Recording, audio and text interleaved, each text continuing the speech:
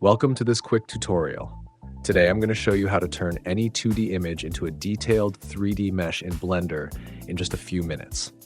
Let's get started. First, prepare your image. In this example, we're using a beautiful photo of a stone dragon sculpture. Step 1. We need to create a depth map from this 2D image. Open your web browser and go to the Depth Anything V2 model on Hugging Face. Once the page loads, upload your image. Then click on the Compute Depth button. Wait just a few seconds for the AI to process it. When it's ready, download the depth map to your computer. Now let's move over to Blender. Open Blender and create a new project. Press Shift-A, go to Image, and select Mesh Plane. Choose your original 2D image. You'll see the image appear as a flat plane in the viewport.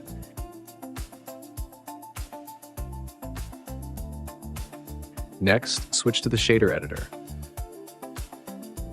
Add a new image texture node by pressing Shift-A, then Texture, then Image Texture.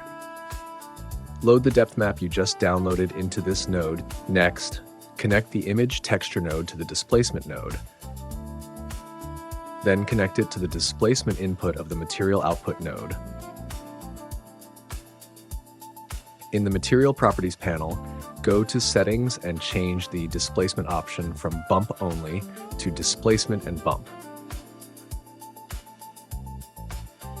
To make it smoother, add a subdivision surface modifier to the plane and set the viewport levels to 2 or 3. Now, go back to the image texture node and adjust the scale and mid-level values until the dragon starts to look nicely raised and three-dimensional.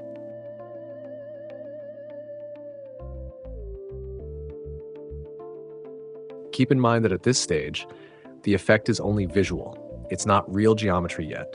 To turn this into an actual 3D mesh, go back to the shader editor and disconnect the displacement node so the material becomes flat again. Then, in the Modifiers tab, add a new Displacement Modifier.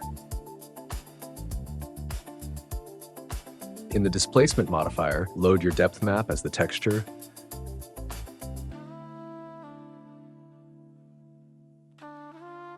set the coordinates to UV, and adjust the strength value until you're happy with the height and detail of the mesh.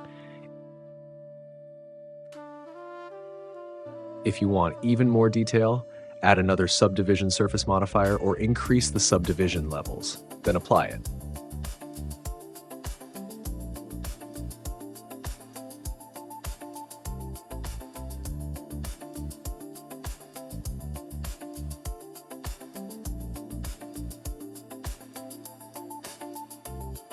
And that's it.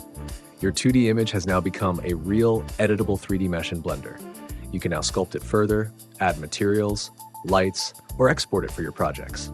Thank you for watching. Try this method with your own images and let me know how it turns out. Good luck and happy blending.